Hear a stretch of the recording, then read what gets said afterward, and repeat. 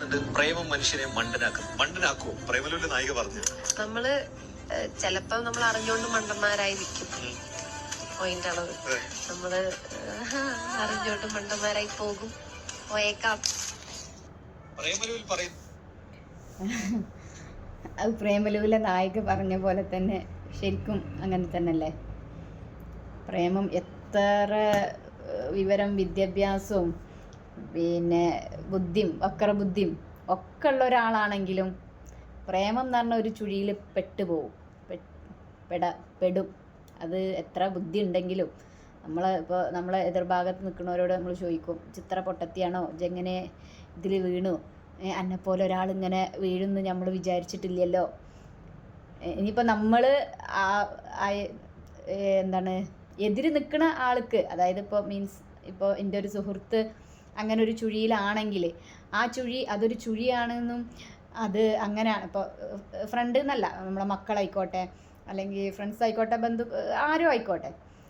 അപ്പോൾ അവർക്ക് അങ്ങനെ ഒരു അബദ്ധം പറ്റുമ്പോൾ എതിര് നിൽക്കണ നമുക്ക് പറഞ്ഞു കൊടുക്കാൻ കഴിയും. പോണ റൂട്ട് ശരിയല്ല, അല്ലെങ്കിൽ അവന് ശരിയല്ല, അവൾ ശരിയല്ല, ഇതൊക്കെ നമ്മൾ പറഞ്ഞു കൊടുക്കും. പക്ഷെ പറഞ്ഞു കൊടുത്താലും ഇവർക്കത് തലയിൽ കയറൂല. ഇപ്പം ഞാനാണെങ്കിലും നിങ്ങളാണെങ്കിലും ആരാണെങ്കിലും ഇവർക്ക് തലയിൽ കയറൂല. നമ്മളെ മക്കളാണെങ്കിലും ഒന്നും നമ്മൾക്ക് തലയിൽ കയറും. നമ്മൾ അനുഭവത്തിൽ നിന്ന് തന്നെ അത് പഠിക്കണം. പിന്നെ അതിപ്പോൾ ഇനി അറിഞ്ഞാലും അറിയില്ല എന്നുള്ളത് ഒരു വശം. അറിയാതെ ചില ആളുകൾ അങ്ങനെ നിന്ന് പോവും. നമ്മൾ പെട്ട് കഴിഞ്ഞ് ചുഴിയിൽ അകപ്പെട്ട് ആകെ കൊഞ്ഞട്ടായതിന് ശേഷമായിരിക്കും പിന്നെ നമ്മൾക്ക് അതിൽ നിന്ന് ചിലപ്പോൾ ചിലർക്ക് ഊരാൻ പറ്റും, ചിലർക്ക് ഊരാൻ പറ്റൂല. ഈ ഒരു ഇതിൽ ഇനി അറിഞ്ഞുകൊണ്ട് ചില ഇതിൽ നമ്മൾ നിന്ന് കൊടുക്കും.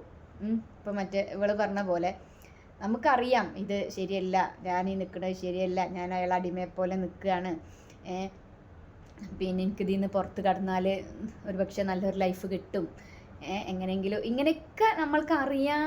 എങ്കിലും നമുക്കതിൽ നിന്ന് അങ്ങോട്ട് ഊരാൻ കഴിയാത്തൊരവസ്ഥ ഉണ്ട്.